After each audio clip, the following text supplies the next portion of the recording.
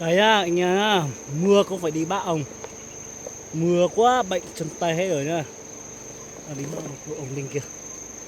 Thế đi xem ha, thế nào nhá. Đi chẳng phải nhớ chỗ được một sau ấy mà mua. Số lấy tao nó sẽ nếu bố mình nhiều nó chẳng phải gì nó nào được tôi chủ mà muốn cầu đó. Lúc này nhập phải to xa bà sẽ dùng gì đó.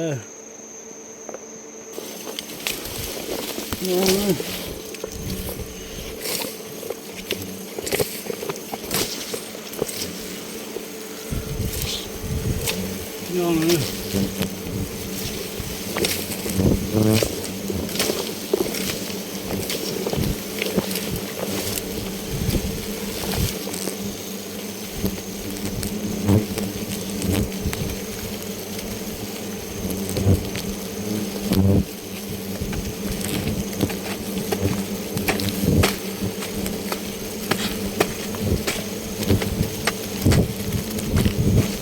Ui giời, cái này thôi à.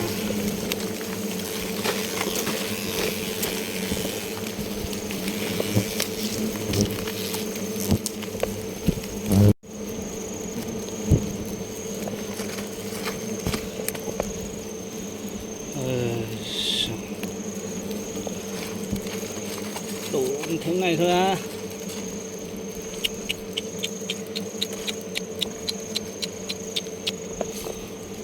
Lấy tao ơi, chụp hoa dương.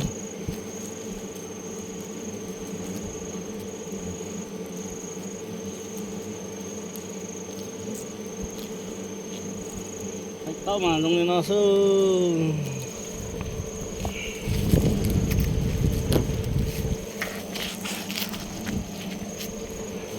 Một cá hầu này luôn.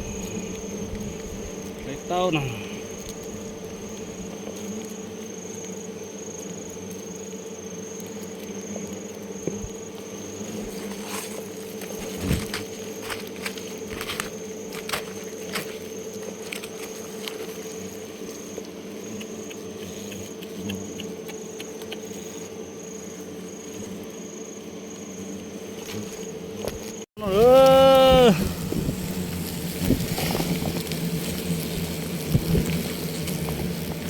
Ôi dồi ôi, xấu như thế này à. Ôi trời,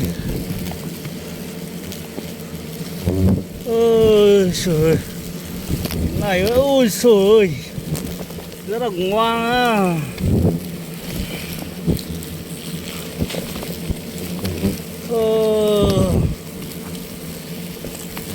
Ông này à,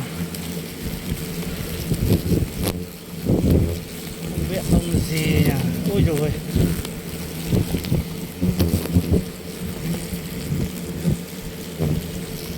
lố như thế này.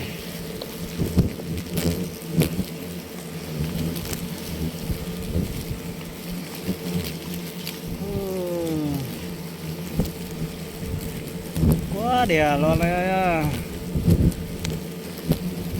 Tụi ông à, loài ong này nó ở trong cái lỗ nhưng mà cái hình dạng gì giống như cái ong vò vè nhá, nhưng mà trên kịch ba này là không có ong vò vè đâu, còn là ong vò vè thì nó ở trong mặt đất thôi nhá, nhưng mà ong này thì nó ở trong lỗ như ong bày trắng đấy, ong bày trắng và ong rất to đấy.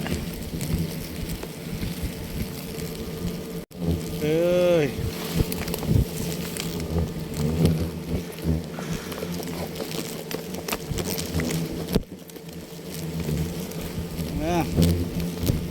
cũng như thế này, quá đẹp luôn nhá, quá đẹp nhá. Thôi nhá, anh sang thế này rồi nhá. Bây giờ sau đây nó sẽ chuẩn bị phong gì đó nha, sẽ lúc khó lên nó.